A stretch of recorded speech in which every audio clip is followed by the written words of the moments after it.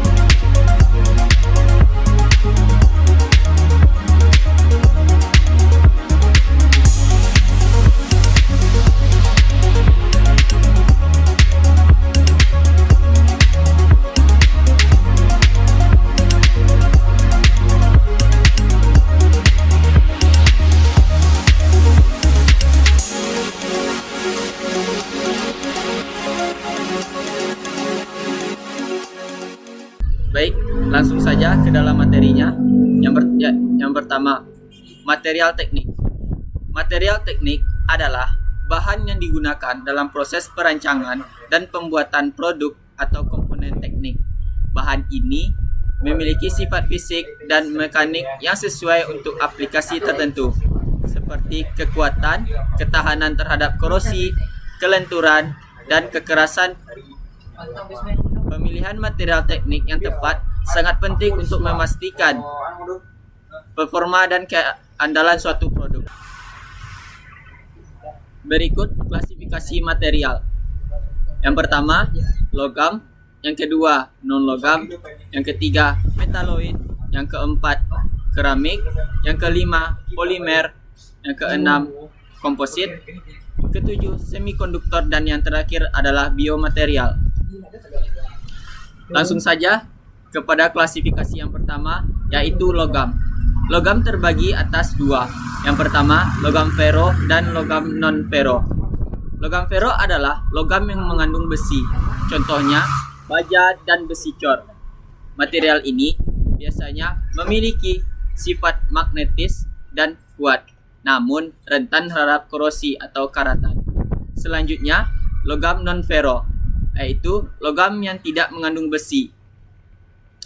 Contohnya adalah aluminium, tembaga, titanium, dan magnesium. Mereka umumnya lebih ringan dan tahan korosi. Berikut sifat-sifat dari material logam. Yang pertama,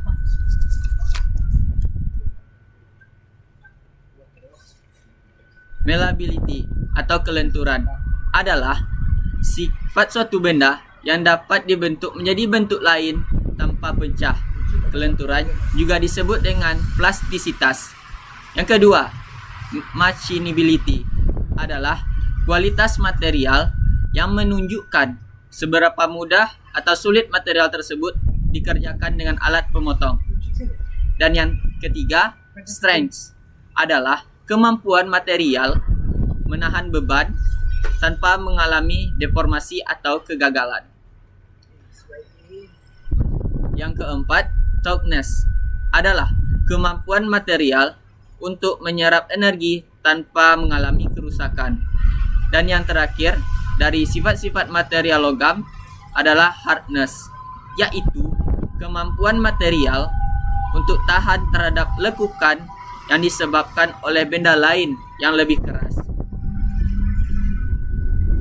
Selanjutnya, kita masuk ke dalam klasifikasi non-logam. Beberapa contoh penggunaan bahan non-logam.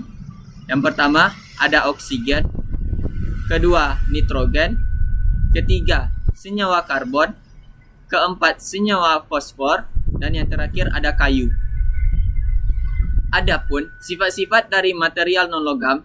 Yang pertama, material non-logam tidak menghantarkan listrik. Material non-logam tidak dapat menghantarkan listrik karena tidak memiliki elektron bebas. Yang kedua, tidak menghantarkan panas. Non-logam tidak menghantarkan panas karena elektron non-logam terikat pada atom-atomnya, terikat erat pada atom-atomnya dan tidak dapat bergerak bebas. Yang ketiga, bersifat rapuh. Non-logam bersifat rapuh artinya non-logam tersebut mudah pecah jika direnggangkan atau dipukul. Yang keempat, titik leleh dan titik didih rendah. Titik leleh dan titik didih material non-logam relatif lebih rendah. Hal ini disebabkan karena keelektronegatifan non-logam yang tinggi, sehingga afinitas elektronnya juga tinggi. Yang kelima, non-logam cenderung membentuk anion. Non-logam cenderung membentuk anion karena elektronnya bersifat karena elektronnya menangkap elektron lain. Yang ketiga adalah metaloid. Berikut ada beberapa contoh penggunaan metaloid. Yang pertama ada silikon, kedua germanium, ketiga boron, keempat arsen, dan yang kelima antimon. Adapun sifat-sifat dari metaloid, yaitu yang pertama bersifat semikonduktor. Metaloid bersifat semikonduktor karena memiliki struktur elektron yang berada di antara logam dan non-logam. Yang kedua, berpenampilan metalik. Yang ketiga, metaloid bersifat rapuh. Dengan metaloid bersifat rapuh, sehingga dapat mudah pecah dan hancur. Yang keempat, konduktivitas panas menengah. Metaloid dapat mengantarkan listrik, tetapi hanya dapat dilakukan pada suhu yang lebih tinggi. Yang kelima, sifat kimia variatif. Metaloid memiliki sifat kimia yang variatif. Artinya, metaloid mudah membentuk ion dan mudah membentuk ikatan kovalen. Dan yang terakhir dari sifat-sifat metaloid adalah titik leleh dan titik didih yang menengah. Titik didih dan titik leleh metaloid yang menengah karena struktur atom yang bersifat hibrida dan kemampuan ikatannya. Selanjutnya kita masuk ke dalam klasifikasi keramik. Berikut beberapa sifat-sifatnya. Yang pertama, keramik memiliki kekerasan yang ekstrim, melebihi logam. Yang kedua, keramik memiliki ketahanan terhadap korosi. Maksudnya di sini adalah ketahanan terhadap korosi, keramik tahan terhadap karatan. Yang ketiga, keramik tahan terhadap suhu tinggi.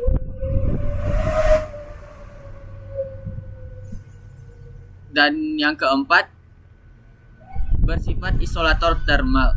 Artinya, keramik dapat mengurangi perpindahan panas antara benda padat, cair, dan gas dengan memperkenalkan antara benda-benda tersebut.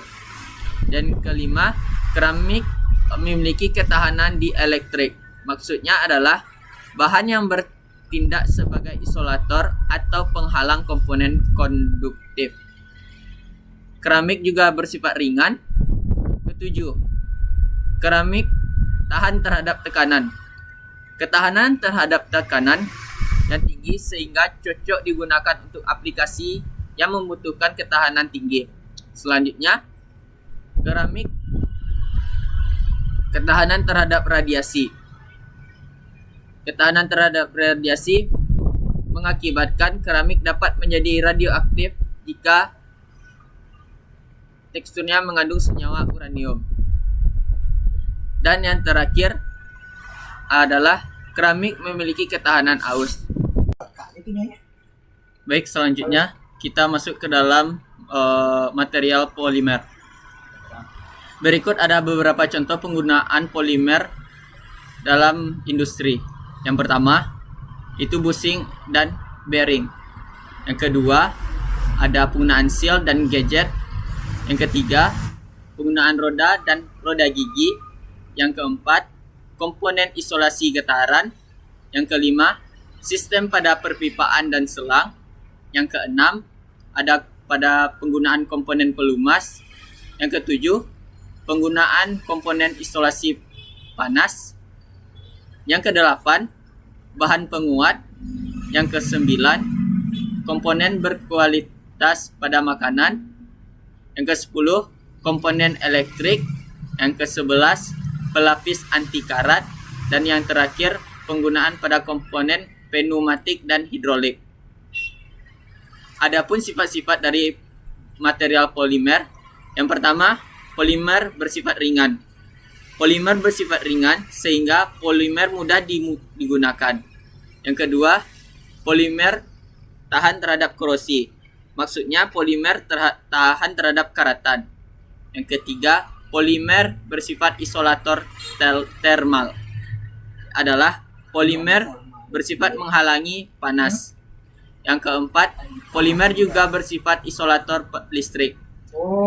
Jadi polimer tidak dapat mengantarkan listrik.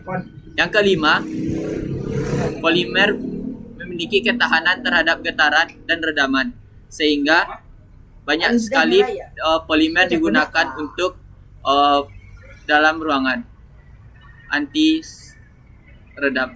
Selanjutnya, yang keenam, ketahanan terhadap pelumas.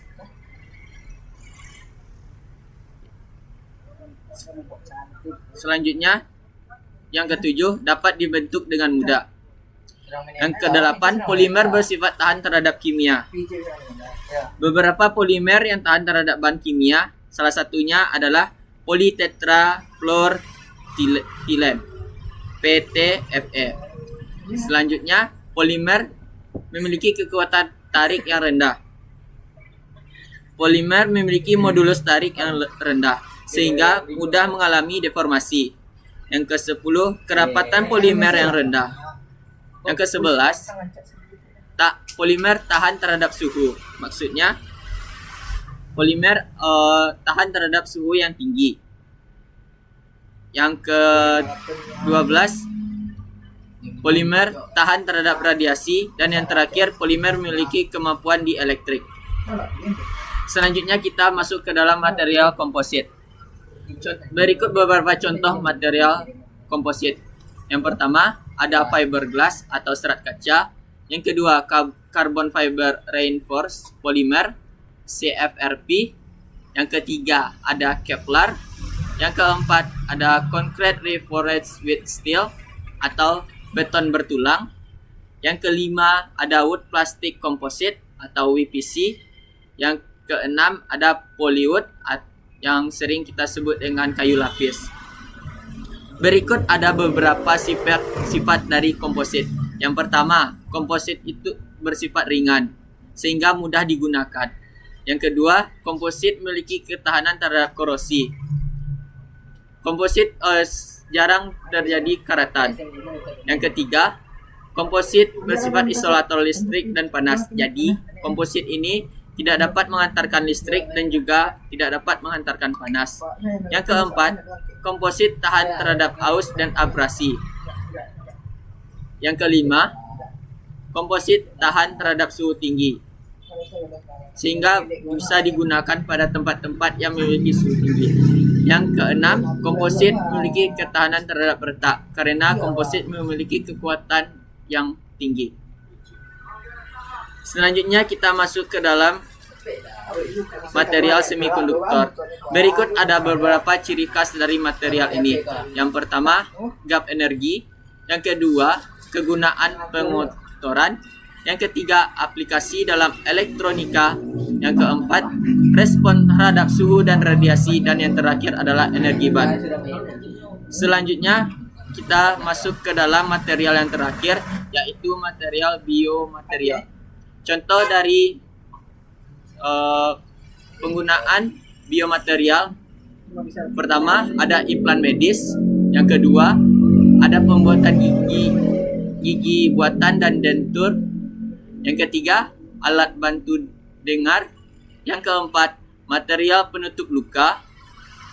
Yang kelima, material pemindai gambar medis. Yang keenam, material sutur. Dan yang terakhir, material biomimetik. Sekian yang dapat saya sampaikan. Perbanyak maaf karena saya juga baru maba yang tidak luput dari kesalahan. Perbanyak maaf. Assalamualaikum warahmatullahi wabarakatuh.